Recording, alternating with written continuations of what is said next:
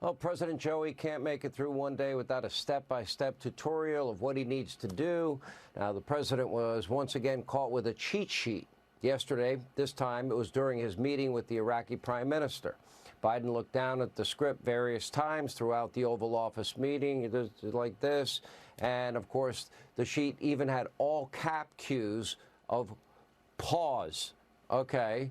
But instead of covering concerning, news like this and showing the nation a complete cognitive basket case as our president, well, the New York Times, they decided to do a wonderful soft love piece to Joe, basically a love letter, praising Joe Biden's fashion sense in their latest puff piece, fawning over Joe's dapper style, claiming his dapper style and him being so well dressed that nobody can really tell how old he is. Actually, anyone with eyes that can see that he's weak, frail, and old, and a cognitive mess. Here with reaction, former White House senior advisor to President Trump, Stephen Miller, along with former Arkansas Governor Mike Huckabee. Governor Huckabee, I assume you have something witty and funny about this, but, if you have to, I've been to a Trump rally where I'm covering it, okay? I've actually watched the prompter, the guy that scrolls the prompter behind the scenes. That guy has no clue what Donald Trump is going to do, because he'll go on a 5-minute rant, and the guy doesn't know, do I go forward, do I wait? And then eventually Trump will kind of pick up where he left off and go back to the prompter a little bit. But for most of that rally, it's pretty extemporaneous. Joe's not capable of that, is he? No, honestly, it's easier to fly a Boeing airplane with one of the engine cowlings coming off than it is to operate the prompter for Donald Trump.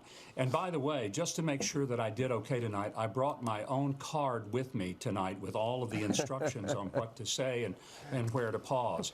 This nonsense the New York Times published about how well dressed he is, my first reaction to that was some of the most well-dressed people I've ever seen were when I saw them embalmed and laying in state.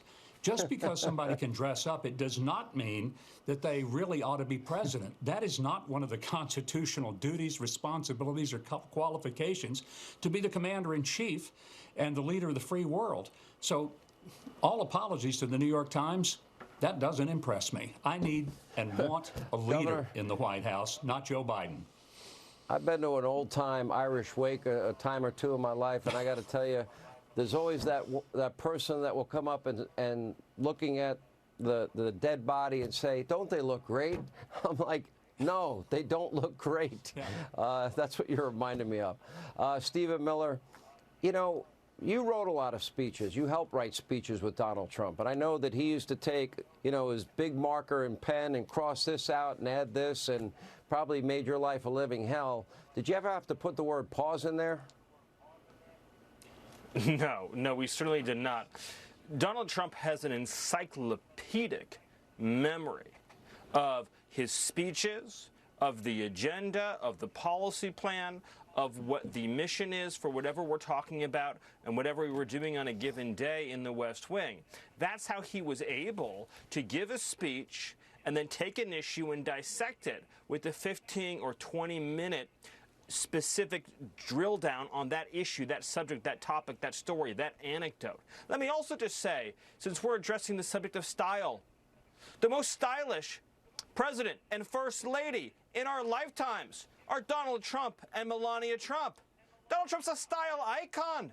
He changed American fashion in The Apprentice. People spent the next 10 years trying to dress like Donald Trump. So if anybody deserves a puff piece on their sense of style, it's Donald Trump and the First Lady. Joe Biden, to the point that Mike Huckabee made so well, looks like a walking corpse. The only style article that should be written about Joe Biden is how you've mastered the art of looking embalmed. Because that is what Joe Biden looks like every single day when they drug him up, he gets out of bed and goes about his schedule.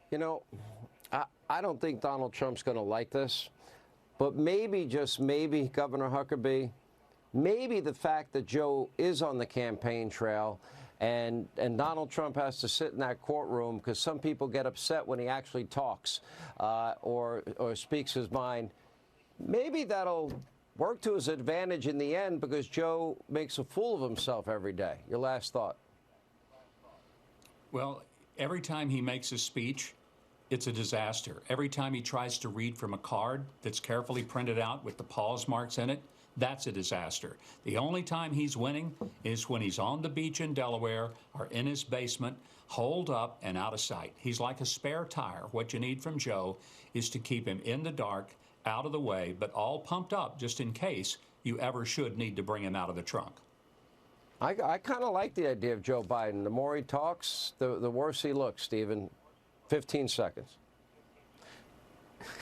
Yes, every time he opens his mouth, when he's not on uppers, it sounds like watching somebody with 1 foot into the grave. The more Joe Biden talks, the worse he does, which is why he's terrified of debating Donald Trump. All right, thank you both, Stephen Miller and Governor Huckabee.